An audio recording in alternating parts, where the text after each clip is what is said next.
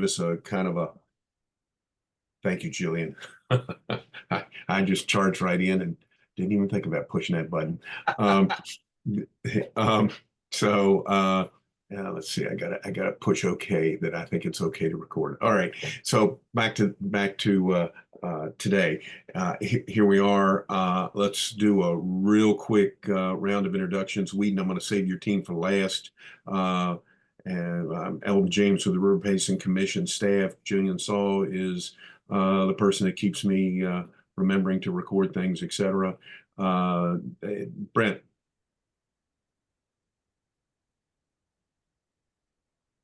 Brent's on mute.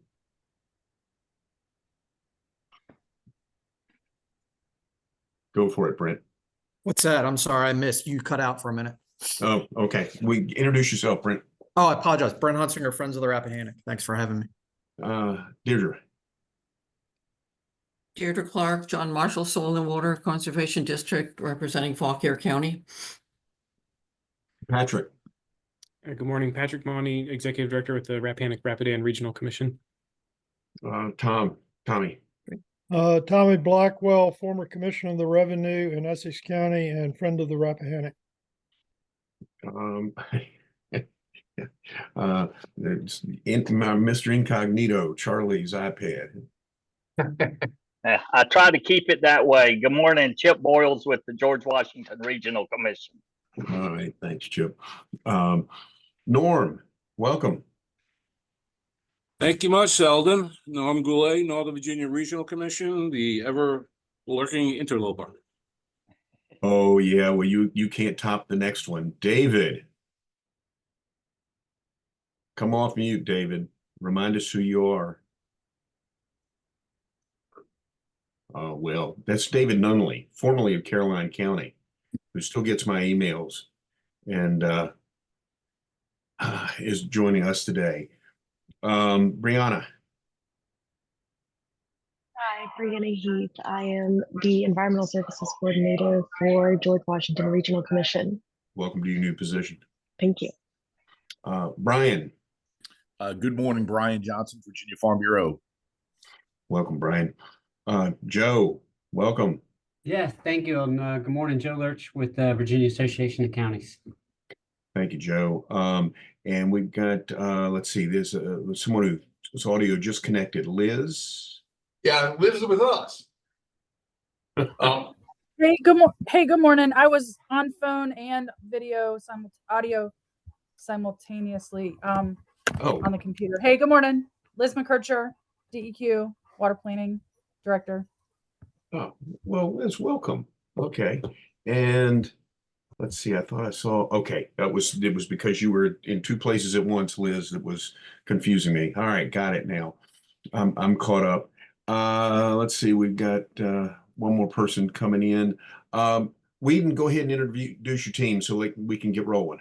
Absolutely. I have with me some of our planners and permitters. So I have Gauri Mahanwar here, one of our senior planners, and I have to my immediate left, I have Eric Seavey, who's our manager of the Office of Water Withdrawal Permitting, and to my right, I have Miss Hannah Summers, who's our team lead for the water supply planning and analysis team. And I myself am Whedon Clough, the manager of Office of Water Supply. And Elton, I really appreciate you reaching out to us to provide us with some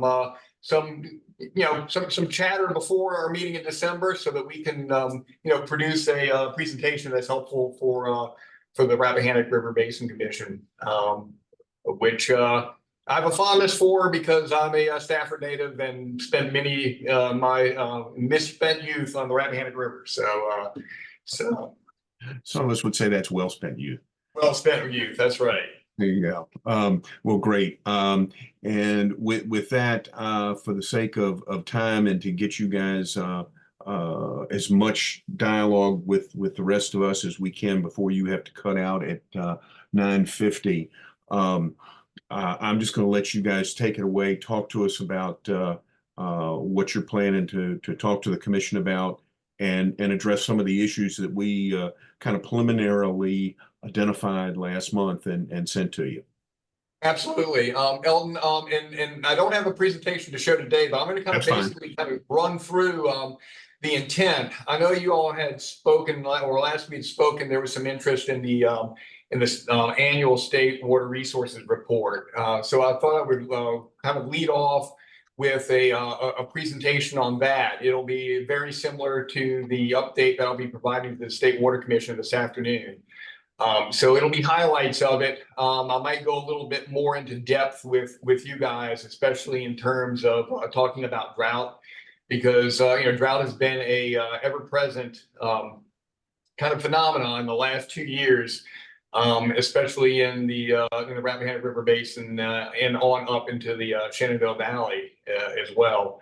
So, that's kind of where we're going to lead off. We'll also touch on our updates, or not our updates, but our progress on the local and regional water supply planning amendments that more, became effective on October 9th, which was like, a few days ago, practically, a couple of weeks ago. That'll be a good portion of the presentation as well.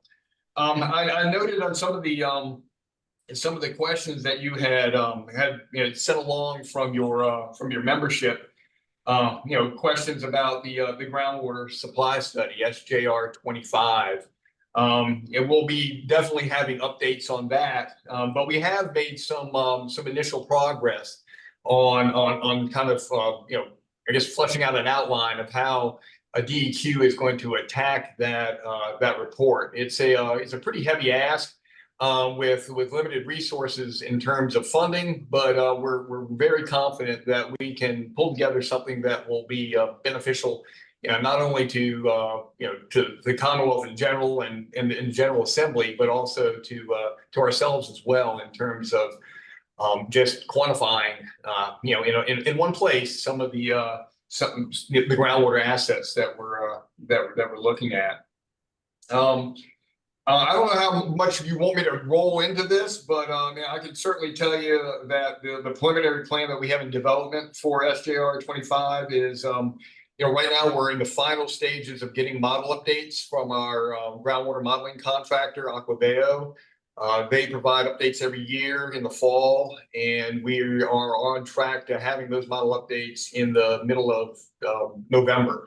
And we'll hopefully be presenting those at the next Eastern Virginia Groundwater Management Advisory Committee meeting, which will be held in December, on December 16th to be exact. We're looking to incorporate economic development and population growth into the projections of groundwater use, sort of an exercise in demographics and also in demand use. We are going to be delineating geographic regions of interest, and those we sort of set out as, maybe we use those as the regional planning areas, and we're kind of morphing into maybe some of the drought monitoring areas. We're also talking with the United States Geological Survey, because they have some very good answers in terms of doing a zone budget analysis, which is the ultimate goal of this, being able to conduct.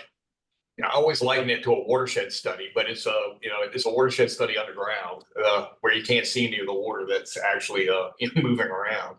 So it's going to be, we're really excited about this. We're of course compiling and analyzing some of our groundwater trends from our cooperative stations that we maintain with the Geological Survey.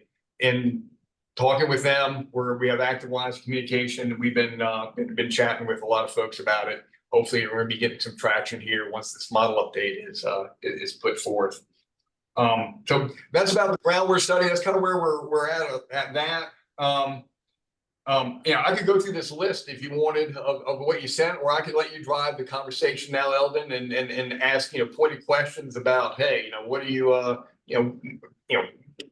what do you need? What do we need to bring to you to make this a beneficial presentation to your group?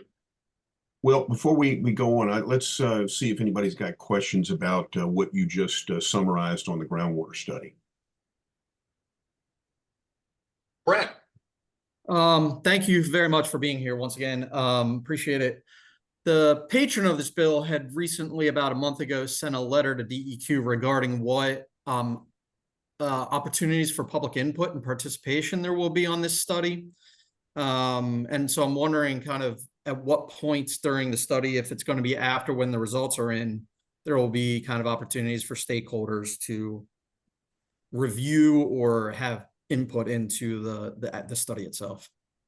Yeah, Brent, we haven't gotten that far yet, but at this point in time, we are treating this as we treat our annual water resources report as a standalone document within the bounds of DEQ and other state agencies. I'm sure once we have a draft report of it, there will be some sort of there may be some sort of peer review process. I don't know. I haven't gotten that far yet, but I certainly appreciate you bringing that up, because it's stakeholder involvement is something that we're very cognizant of, and hopefully we'll be able to at least circulate it around somewhere to make sure all our I's are dotted and T's are crossed.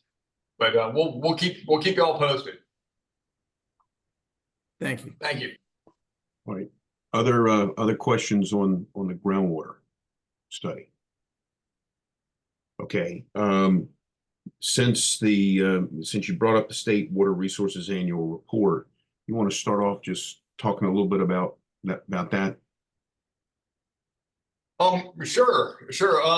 And let's see. Well, we had 1,174 withdrawers that reported last year, and that is a combination of our permitted and unpermitted withdrawers. It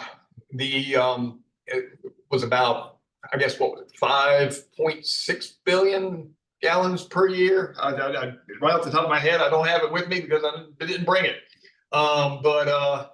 It's public water supply is still the greatest withdrawer category, and that's followed by commercial, I believe. And the rest of the makeup is a fraction of that, and that's taking out power generation. Power generation, if you put it in there, that's like 76% of the amount of water that's withdrawn for use in the Commonwealth, and most of that is somewhat non-consumptive because it comes into the plant, cools, and then it's returned to the stream. But we kind of disaggregate the power generation numbers from the other the other numbers of the whole, because if you did, it was kind of swamp them out. You just have a big pie graph with 76% of power generation, and everything else kind of jammed into the last 24%. The trends, I would have to kind of direct you to the State Water Resources Report to kind of look at details. But I'll certainly be prepared to go through there and hit highlights of those withdrawals, as well as trends over the last few years. I can tell you right now, the trend in public water use, public water supply has increased in the last 20 years, with the exception of 2020, where there was a decrease due to COVID. There was like a little dip, but it's steadily gone up. And I'll be very prepared to talk in detail about that in December. Okay, good. Because I think hitting both of these topics that we just touched on is going to be important kind of background for commission members. Other comments on these two topics before I move us on? Elton, I have a question to the group. I don't know how many of y'all have read the State Water Resources Report. It's posted online now on our website. It came out, at the beginning of the month. But if you all read through it and have specific questions, please let me know so I can, kind of, pull a slide together for that. If you're like, I have a real big interest in, agricultural use numbers, or I have I'm really interested in what your, groundwater monitoring strategies are, those kind of things. Just let me know, and I'll be sure to address that during our meeting in December. Well, I appreciate that very much. and I'll challenge the group to do that, and feel free to, email Whedon and copy me so that Whedon and I can coordinate before the December early December meeting.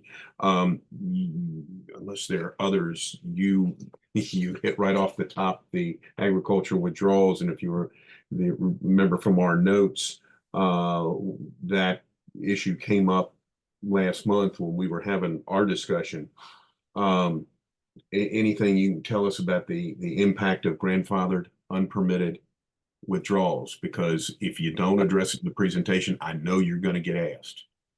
No, absolutely. We're in the throes of I guess it's an informal advisory group on the impact of grandfathered unpermitted withdrawals. And in fact, our advisory group's meeting tomorrow to discuss our third topic of interest that we've had since the inception of it. Mr. Eric Seavey here to my left, he's kind of the de facto DEQ chairperson of it, I guess, or he's running the show to some extent. We do have Jonathan Rock, our new chief policy advisor. He's really kind of spearheading this effort along with Scott Morris, our division director of water. We've had 3 meetings so far. We've talked about modeling. We've talked about the overall history of grandfathered withdrawals. And what was the third topic we had? Was it I guess the permitting process of how what permitters have to go, what people who are permitted have to go through to withdraw water. Eric, do you have anything maybe I missed that you could add, or did I pretty much hit the highlights of it? That pretty much are the highlights. Okay, so yes, we could talk about grandfathered unpermitted withdrawals. I can tell you right now, we quantified there's roughly 307 non-permitted intakes that are pre-1989 data that we have recorded in our database. And in 2023, the total permitted withdrawals were on the surface it was 858 million gallons per day, and groundwater was 65 million gallons per day. So these are significant numbers, and it's something that we're kind of working to try to get our hands around a little bit better here at the agency. Okay, I see that Brianna posted a note about the water resources report. Did you notice any gaps in data or areas that you would like to have better data that our regions may be able to assist with?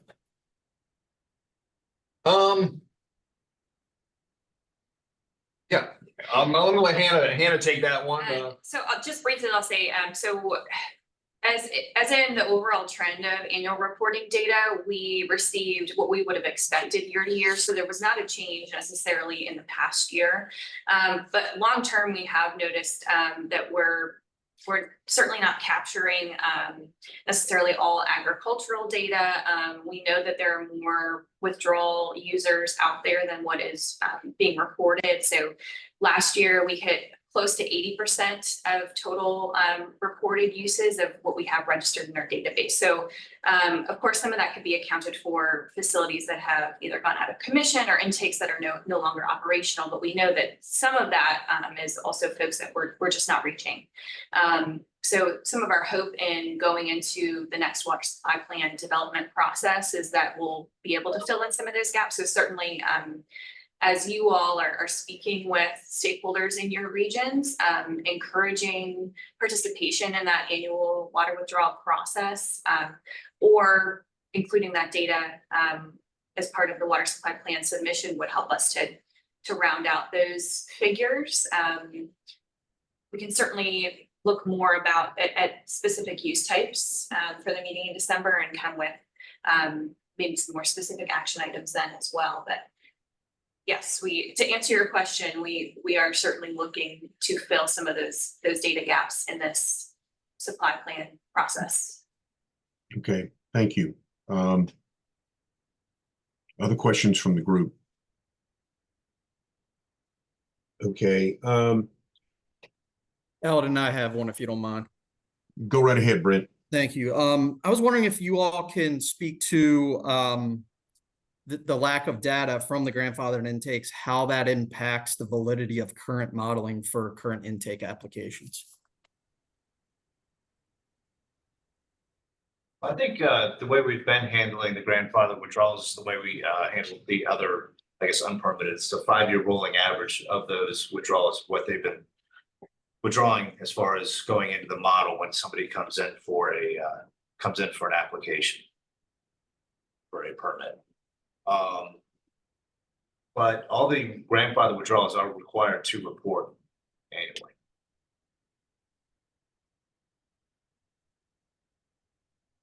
Okay. All right. We had a question last time about the December 8th milestone where localities have to report their point of contact for the regional supply plan to you. There was some concern expressed about, for some regions that might be a problem. I know for some reasons it's not. Regions it's not. They've been talking about it for a while, but others aren't quite there. What happens in that situation? Well, I'm gonna let Hannah take this one. This is something that we've been actively working on and through our outreach and Hannah. Sure. Yeah, so the December 8th deadline is written into the regulation. So we would recommend that if folks aren't certain who their contact is going to be, to still submit that primary and alternate contact. Our intention there is then to use that information to communicate things like funding mechanism that will be coming out at the winter or so, to communicate to schedule kickoff meetings as well. And those contacts are not set in stone. So I would still suggest, if folks are on the fence about who or which representatives will represent that region in the regional planning unit, to still submit data by the deadline, and then we can always adjust that contact with folks post December 8th. Okay. All right. Thank you. I appreciate that. So at this point, if you submit an answer to that question, it is not locked in, if you will. Yeah, right. There's some latitude, understanding that this is it is a tight timeline, and this is a big effort that we're getting ready to undertake. So it's going to take a little while to for things to, like better terms, settle down. So I know the last time we talked to you, you talked about the budget allocation, $400 and some thousand for the water supply planning. I don't know, it works out to something like $20,000 per planning area, which I don't think anybody expects will get a plan done. I think I remember in our conversation, you indicated that there were not specific plans for budget ask from DEQ or the administration to up that in this session of the General Assembly. I just want to confirm, is that correct? That is correct, and I think if I'm not mistaken, I don't think that the agency itself can ask for that. No. So it can go up the line. It's not up to but certainly, if y'all need more funds, I'm sure y'all know how to kind of get it. So it's you're right. The $462,000 allocated over the next 2 years, we divided out by 26. If you were to share them all equally, is I think it was like $16,000 or $17,000 in some change, and that might get you a retainer for a consulting firm. So it's it's not a lot. I would hope that it's something that's continued funding, because it is important for the state to to help as much as they can to support the regional planning effort. In terms of providing some fiscal relief to the regional planning areas. With that topic in mind, we've been working on a request for application, kind of funding mechanism. We're meeting here within the next week or so with our procurement and budgeteers to kind of review the documents that we've prepared in order to roll out the funds to the regional planning areas or regional planning units. Hopefully we will have something concrete before or at the time of our kickoff meetings in order to hopefully award monies by the end of the fiscal year so we can have them encumbered and not held back. So we're rolling to get these funds out as soon as possible. All right, thank you on that, because I expect you'll hear that question as well if you don't cover it. All right, couple other points. Are there plans to address or to call on the planning entities to address things like wellhead protection? Wellhead protection, yeah. One of the I guess risks that are considered in the plan or in the regulation are that I'll just read it right here. The findings of any wellhead protection or source water protection plans developed for sources of supply in the regional planning area. So short answer is yes. That is going to be a component of a regional water supply plan, especially wellheads that are providing a public water supply. Okay, Brent's got, okay, thank you. Brent, you just got another question, and then David Nunley has one for you. Okay, super. Yeah, it was, you can just kind of anticipating that you will definitely get this question about what is DEQ's stance on the major interbasin transfers of water between one river basin to another. I know that Director Rollband answered that question at the Rappahannock Symposium last week, saying that he was not allowed to comment on that by the Attorney General's office. So I don't know if the Attorney General office will have a stance on it by that point, will allow to speak, but just saying you can anticipate that question to be asked in December. Thanks, Brent. Appreciate it. So that was just a heads up. Okay, I'll remain silent for the moment on that one. No, I just have a long history, and people don't want to hear me start going, well, 40 years ago. Okay. David Nunley has got a question for you. Can you hear me? We can hear you. Yes, Dave. All right. Well, thanks for letting me join the group. It's been a while. And you can see I'm still as technically savvy as ever, just like 10, 20 years behind. So I got the mute figured out. Awesome. I think I'm playing a little bit off of the same question Brent just posed for that situation.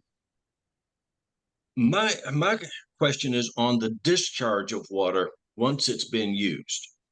Okay. So I've never worked with your office, the water supply office, so I don't quite know the scope of the permits and what you approve and so forth. So try to be succinct. When a locality withdraws more water, they get a permit. Does that permit cover the discharge of that water? Once it's been used, gone through the treatment, and then discharged back into the stream. And if the permit does cover that, what is the criteria for the stream channel protection? David, okay. Great question. I'm gonna let Eric answer that. Basically, there are two separate types of permitting strategies right there. But go ahead, Eric. Yeah. No. So for discharges, those are covered under the BIPD's permits. Virginia Pollution Discharge Elimination System permits. We would factor in impacts if it's a major basin transfer as far as the withdrawal. And there is a regulatory requirement of what we need to cover for that. Okay. Can I follow up real quick? Yes, you Sure. can. All right, so to get into VIPDs, I think there are, I work with stormwater in my career, but VIPDs covers, aren't there a whole series of these permits under the VIPDs banner? Or which that's what I'm trying to get to is what specifically is the criteria for that stream channel protection? And that's a good question for somebody in the So 50s. let me try it like this. So in the stormwater world and private sector development, when you develop a piece of land, there's a stormwater plan, and all all the BMPs and so forth that go in. But in my experience, I've never dealt with a permit for the discharge of water from a plant, from a wastewater treatment plant. I know of two situations. One, there's one is kind of on the table with Caroline, and a few years ago back with Hanover. So I'm just curious how that works, because in the stormwater world we have very specific criteria on the discharge of the stormwater. Absolutely. But I can't. I don't know what the criteria is in this other scenario. And we can find that criteria out, David. I mean, I know exactly what you're speaking of. I mean, adequate channel protection, from a stormwater discharge is highly regulated. Making sure that there's adequate channel to receive the flow, and energy dissipators, at the end of pipes and outfalls.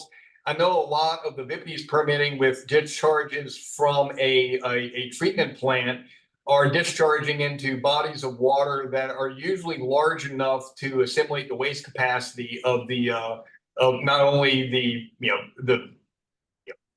treated water, but also from the volume of water itself. And most of them are on larger bodies of water and rivers, so that the water just kind of goes into the flow. You're not having that erosive blast as you would coming out of a 24-inch outfall pipe into a small, maybe erodible channel or small stream. But we can certainly get with our VIPDs folks and find out what the channel protection BMPs are for the discharge from publicly treated water systems. Okay, I've got a question from Norm. Can you give us an update on the water supply plan guidance document? Yes. The guidance document has been completed, and right now it is in our Office of Regulatory Management, being reviewed. The hope, again, and we've been consistently pinging them to ask them, hey, when's this coming out? We want this back as soon as possible in an approved format, so that we can have it concurrent with our kickoff meetings. That's in a nutshell. Hannah, did I miss anything on that, or? No, that's right. So I believe we're waiting on the Secretary's Office review, and then the governor will have to review as well. We're looking at potentially providing that document for an informal comment period, but we're trying to sort out now with the review period whether we'll have time to do that before kickoff meetings. Really, we're just looking at the best way to get the information to folks in a timely manner so that they can consider it, hopefully at the same time as those kickoff meetings are happening, so we're available for questions and to discuss at that time. Okay, Norm's got a follow-up. Will there be an opportunity to revise the document once released? We're hoping so. So that's, well, the answer is yes. Whether that's within the informal and formal comment periods is to be determined. We're hoping that there will be that informal comment period so we can collaborate more on what those changes may need to look like. It's a pretty extensive document, and so we'll really be looking for feedback on like how can we improve, or what can we expand on, or what do we need to clarify here to make sure that it's clear to folks. So yes, there should be an opportunity to revise before final. Norm, anything else you want to follow up on? I'll take that to be a no. Okay. Yeah, we certainly want this document to be usable, Eldon. You know, we put a lot into it, and you know, certainly having feedback from stakeholders and folks that will be utilizing this is going to be paramount to us. You know, providing a ultimate document that is a you know, that's useful and provides help rather than raising a gazillion different questions. All right. Thank Yeah, you. I appreciate the answers. And the reason why I was asking that is there was some differences during the TAC between what DEQ line of thought was and then what the line of thought was, what the withdrawal was on a number of subjects. So I appreciate the willingness to hear us and potentially revise what might be going out. Absolutely. Thank you, Norm. Okay, talk a little bit about, I know that we're in the 30-day period for, let's see if I get this right, the health department regulations on water reuse, rainwater harvesting and reuse. Anything you can talk about relative to that, relative to the water supply planning requirements? Does that make sense? No. Yeah, that one's I really don't have a good answer for that one, Eldon. I'm not that's something that's a little bit out of our wheelhouse, but certainly, you know, we are cognizant of reuse. You know, I know that we've addressed that from a modeling plan from time to time. Yeah, so the water supply plans do include a component of water conservation, and considering water conservation measures and reuse is included within that. But in terms of like aligning it directly with what's going on currently with BDH, I don't know as much about that process other than, yes, it is an element to be captured in the water supply plans, how each region is. Okay, but within the water conservation portion of that. Right. Okay. Thank you. That helps. I just have had that question. We had a little bit of discussion on that last month, but I've had subsequent questions about that realm. I see that more as an emerging issue as we go forward. Other questions for Whedon and his team? Eldon, Go ahead. I've got a quick question based on the question of the water conservation. Is there going to be plans for funding for implementing water conservation based on the water supply plans? Not directly through the funding that was earmarked for the development of water supply plans. You know, there may be funding in other realms through our I guess our clean water financing kind of the group upstairs, but yeah, no, not specifically related to this, Brianna. And if I could just add quickly, I think an element that carries through across a lot of the water supply plan, the requirements and the regulation, and what is to be included in the plans. So things like water conservation or drought planning, the plans do not require implementation. So what we're looking for is a narrative description of what water conservation practices are already in place. And then looking to the future of, okay, what other conservation practices could be put into place? What conservation practices could be looked at as viable alternatives for like water source use or risks long term. So the plan itself does not require the implementation of anything new where you would need to have additional funding to implement those. We're really just looking for from the planning side of, okay, what could be done in the future? Does that help answer that a little bit? Yeah, thank you. Okay, we got about 10 minutes left. Other questions? We're doing good on time. We're doing good on time, guys. I appreciate y'all's great questions and inputs. So, Eldon, I have a question, if I may.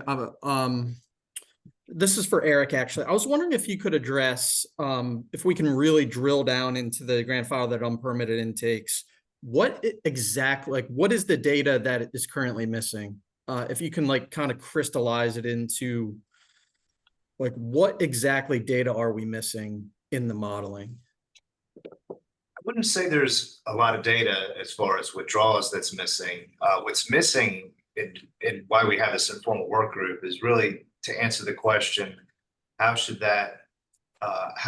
we model these withdrawals, whether it be what we're currently doing with the 5-year rolling average, or whether or not we look at the max capacity or, you know, some other capacity, or whether or not we look at that pre-89 value, you know, of their max withdrawal prior to 89. The other question is what requires a permit for them. In the exclusion, it says, you know, a increase in withdrawal requiring a 401 certification. The way that's been handled in the past is, you know, if you actually do something to update your intake structure itself, requiring the 401 certification, or whether or not it's something more based on that, you know, a volumetric standpoint. So those are the kind of the missing elements there for the grandfather withdrawals that we're really trying to work through. Thank you. All right. Joe Lurch, you got any question or comment from the VACO perspective?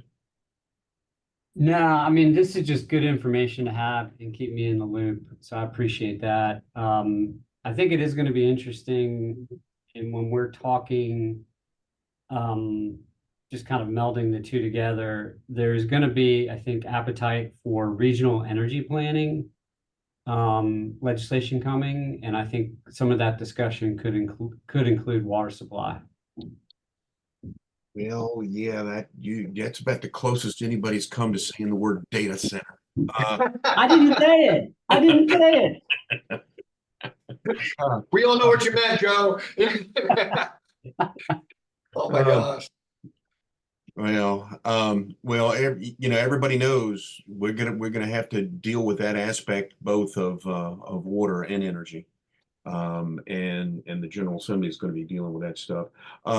Okay, not to go down that rabbit hole right now. Well, and I mean, I'll also say too, I mean, if you think about it in terms of other, I mean, not just data centers, but, you know, solar, there's utility scale solar, and DEQ can talk about this a little bit. I know Director Rolban has, is you don't necessarily need to cut, fill, and compact to put in solar. And that has an impact on recharge. So for groundwater, at least. So I think that's something to think about when you're doing the energy planning and water supply planning. Yeah, and I know that this is kind of ancillary or tangential to what Whedon and his group are doing, but it's all going to get tied in together as we go through these next 5 years, and the plans start getting developed, because you're not going to be able to develop plans without in a regional and in a local level getting into these discussions. All right, I'm looking to Patrick and Chip and Michelle. If there are other PDC related questions, since Norm and Brianna have already been weighing in. I guess this is Michelle Edwards with the Rappahannock Rapidan, and I'm just going to be curious to see when the guidance document comes out, what the guidance is as far as what can be included in the plan from a locality perspective versus regionally, because I know, I mean, the localities have all been on their own little islands to a large extent with these plans in the past, and now coming together regionally certainly may be a bit contentious in some cases, and what the requirements are going to be on that front as far as what they need to come together and what part of the plans need to be a joint effort and how that's going to look. Sure. Thank you. So I will just share that, so the guidance as it's been drafted, and of course that can change, is there is a breakdown of roles and responsibilities, because we have received similar feedback throughout the RAP process as well, that now that these plans are being developed solely on a regional level, there is the need for clarity on, okay, what might a local government provide or do in this case versus what the regional planning unit might do versus what a PDC might do versus what the department is required to do. So we do include a breakdown of that in the guidance document. So it's good to hear that sounds like that will be helpful. Yes, thank you. Chip, Patrick? But my only, I think you've answered most of those, and we of course have a very kind of diverse. We've got 3 of our jurisdictions that are well prepared to move along on their own, but then we've got King George and Caroline, which we aren't very sure of. So, but the question we have had posed to us is just what type of money are we going to be looking at for a regional plan? We've tried to just go look out of state, and I know it has everything to do with geography and size, but we've seen it range from $100,000 to $600,000 to get a consultant in. And I was just wondering if anybody has looked at other examples.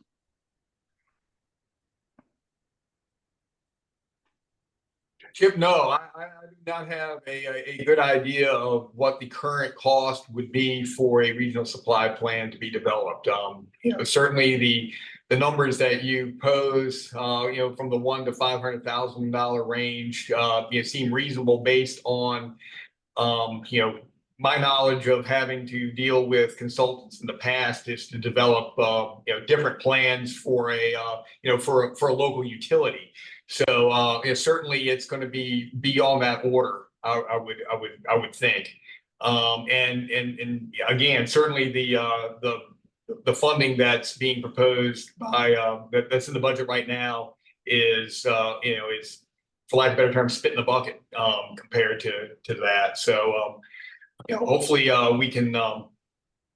I don't know. Hopefully, there'll be a little bit more monies put in to help help fund this initiative here in the next few years.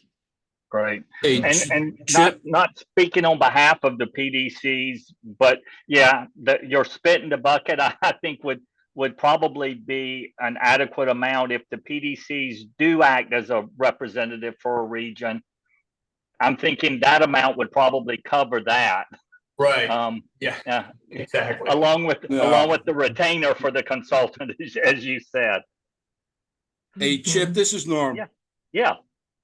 I can tell you, we spent we spent close to $300,000 on the original report. Of that, 100,000 went to a contractor, and the PDC did the majority of the work, and the contractor basically assembled a lot of the graphics and put it together in one document.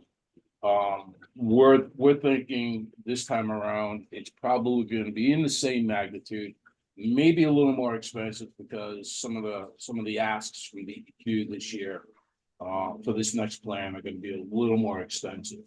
So the $300,000 is probably in the ballpark for the average plan. Super. Thanks, Norm. That is helpful. Patrick, you want to add something? Yeah, maybe just sort of to tie together exactly what Michelle first started with from the PDC, from our PDC's perspective, and then what Chip just said. I agree with Chip. I mean, if that 16 to 17 per planning unit can continue over the 5 years and not just be spread out, if that's something that in the next biennial budget is there, then that does help defray some of our costs, because we're not a local government that has money where we just got staff sitting around waiting to do this. And there's costs that we have to recoup if we're going to be the RPU organizer, which, for us, we're still interested. I think on the question that Michelle sort of opened with, I think in our region, we've had 5 counties that have done this on their own, and there's not a lot of appetite for, we're not going to, I don't see getting to the end of this plan and having here's the Rappahannock Reservoir that's sitting in the middle of one of our counties that's going to serve all 5 counties. It's still going to be a very fragmented approach. And so I think that's our concern in terms of, an outlay of $300,000 to be told, yes, continue to do what you're doing, or in the case of some of the counties, look at other partnerships, maybe outside of the region even. that's going to be a hard sell for us. So I think that's just the questions we're dealing with right now as we sort of move towards, thinking about beginning the planning process. Thank you, Patrick. And I know, Whedon, your clock is about to expire. I've got one thing to add before they leave on this exact topic, but any other perspectives before I do that? I just had a quick question. This is Deirdre Clark with John Marshall. Is there any consideration for the impacts of rainwater harvesting on groundwater? In other words, when you talk about data centers and these vast rooftops, and they come in with a feel-good plan, we're going to harvest the rainwater, et cetera, et cetera. However, the impacts to surrounding groundwater could be significant. And this is particularly true in agricultural areas where they insert the large data center facilities into those rural areas.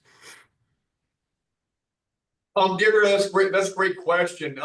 Certainly, the imperviousness is a problem throughout, and rainwater harvesting, be it whatever folks think of it, is a great way of offsetting some of the consumptive use that these data centers have. I would say that from a groundwater perspective, knowing what I know, any type of impact would be very localized. But to answer your question, I'm not aware of any study that's being done that directly ties in rainwater harvesting to the depletion of a groundwater resource. I think that it's probably considered de minimis in terms of its general impact, but certainly I can kind of ask around. I can ask my groundwater geology team if they're aware of anything. Well, the geology of northern Fauquier County in particular is extremely complex. It's fractured metamorphic rocks, et cetera. So this is a concern, especially of our agricultural community. Okay. No, thanks for making me aware of that. And we'll work to getting an answer on that.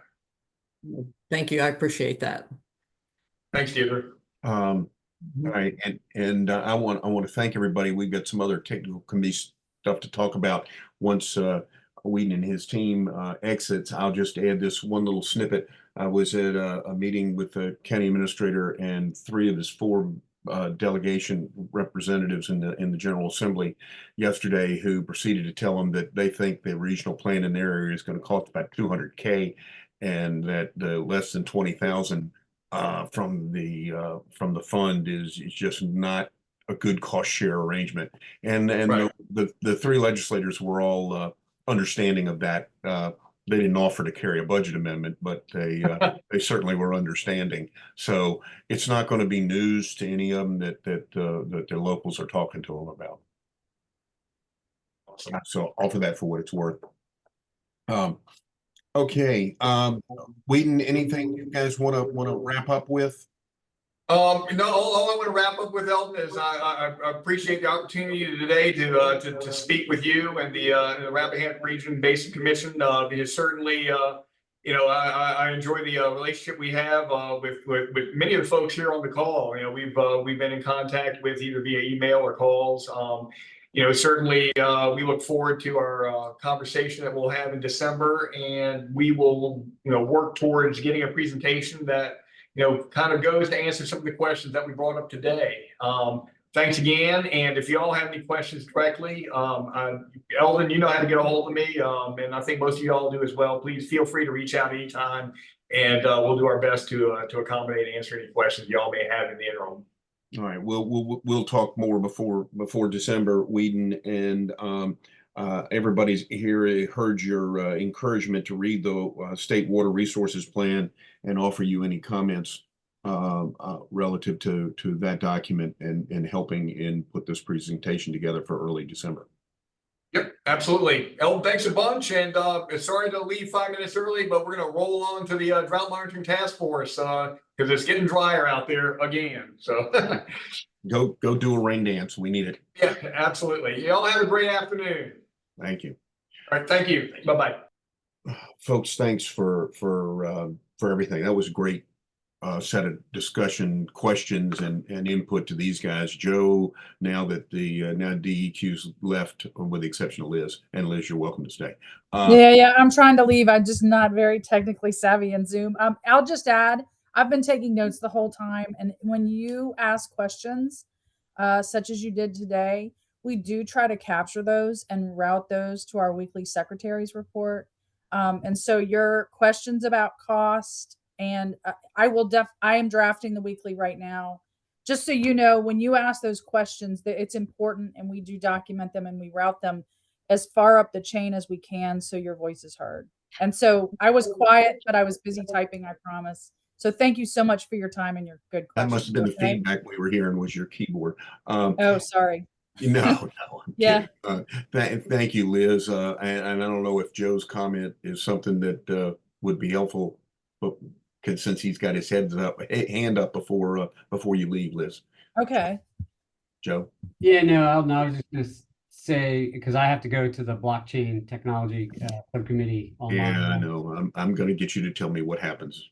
Yeah, so we do have it in our preliminary program for full funding for water supply plans. So just something to think about in terms of what that number would be, and then maybe an offline discussion about a budget amendment ask. Well, it sounds like to me, from just listening to what I listened to yesterday and we'll listen to here, that we're, somewhere in the 200,000 to 300,000 per plan range. The more complex ones up at that upper end, and maybe the less, at the lower end, or maybe a little below. And so if you're then talking, what are we talking about? 20, let's just say 250 times 26, that's 6.5 million. So if you had a 50-50 cost share, that's $3.25 million. So 467 is 10%. Well, no, maybe 12%. Eldon, I would just ask if Norm and those were able to do the majority of the work in-house. Right. You If guys it's 100% consultant, it's going to be even higher than the 3. Great point, Chip. Great point. So Liz, that is kind of helpful information to you. That's what's going on around your folks have got to get this done around the state. That's what they're talking about. So this is a pretty representative sample between what you're hearing here and what I'm hearing elsewhere. And I think probably what Joe is hearing elsewhere as well. Joe, your hand's still up. That's really good to know. And I wrote that down. And yeah, I acknowledge, like, in Northern Virginia, I grew up in Fairfax. It's going to be higher just because everything's higher. In Southwest Virginia, might be a little lower because everything's lower. But generally speaking, I hear you on the average. Yeah. All right, I'll sign off. So y'all can talk as needed. Take care. Thanks. Bye. All right, I'm signing off to do blockchain. All right. Are you going to the Water Commission meeting this afternoon? That's my plan, yeah. All right, I'll catch up with you there. Unless my parent-teacher conference goes haywire, yes. Well, you can't do that anymore. Virginia legislature is now working full-time. We have meetings every freaking day now. All right, good to see you all. You like that, Tommy, huh? All right, thank you. That was great discussion. Anybody want to make any observations before I move us quickly on to talking about upcoming meetings and then wrap this up so that I can do what Joe's doing? Observations, thoughts? Did we miss something? Hey, Brian Johnson, I know you're on, you've been listening, and I don't want to put you on the spot, but when we left the meeting last month, you were going to look into, how did we put it? The question of grandfather withdrawals and the point of view of the agricultural community on that, because that does impact your folks. Yes, I have been listening in, and I need to follow back up on that. I don't have a defined answer on that quite right this moment, but I'll have that for you here shortly. Okay, I mean, fair enough. And we're not trying to put you on the spot, but I know if the General Assembly goes down a road of something dealing with grandfather, that it's probably going to impact your membership. Yes, sir, definitely. So, okay. And we just need to, that point of view needs to be in the mix. Eldon, can I speak to from what my understanding of having paid attention to the grandfather thing quite a bit in the last few months, is that you would not see legislation this General Assembly. I wouldn't, I wasn't expecting it, but I think, given that, the venue of the Rappahannock River Basin Commission and its membership, if the issue comes up, people are going to ask questions, and we've got to, see if we can give all interested parties the opportunity to No, understood. I guess what I'm saying is I don't think you would see legislative activity on this before 2026, because DEQ has currently sent out the letter to the unpermitted users with a request for more information. And I think they anticipate that taking like 6 months to get. So it's a process kind of in continuation. Very good. Thank you. That's helpful. Okay. For the sake of everybody's time, y'all, when you got the agenda for this meeting, on this end, we'd gone through and mapped out all the meeting schedule for the next 12 months, 13 months, and put that in there. I can confirm that Susan Tripp will join us at the next meeting to talk about the HB 206 study and their draft. Let's see, how did she describe it? They have a presentation to give us on the draft regulatory language that comes out of that study. I will provide everybody, she provided a link to what DEQ has posted, and I'll provide that to everybody as well in preparation for that discussion. And that's our plan going forward. The other comments, questions? All right, again, thank you everybody for being so engaged on this over the last couple of months. I think we've offered to the staff at DEQ some valuable information to help them with a better presentation, if you will, to the River Basin Commission. Hey, Eldon, on that line of thought, you were involved with attack like I was. Yep. Do you see these guys being a little more flexible than the previous staff? You said that so tactfully. I tried. Yeah, I do. I get that the energy in terms of the conversation is to try to answer questions, even to say, gosh, I don't have that answer, but we'll try to get it, rather than to hem and haw. And so I was a little less tactful. Yeah, I hope so. I'm just hopeful. Yeah, me too. And we're beginning a 5-year process, and this is going to be a learning process for everybody.